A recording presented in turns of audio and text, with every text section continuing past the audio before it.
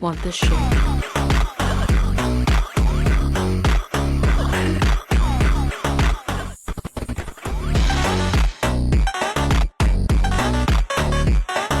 Get your clips ready. Go to animations and choose cross shake. Then go to effects and search bad TV. Cut it and add keyframes at the start and at the end.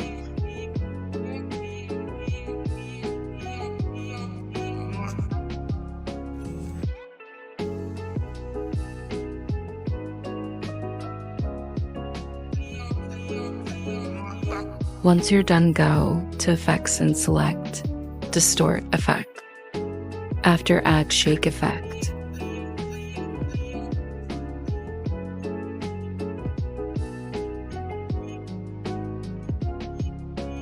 Then add black flash effect.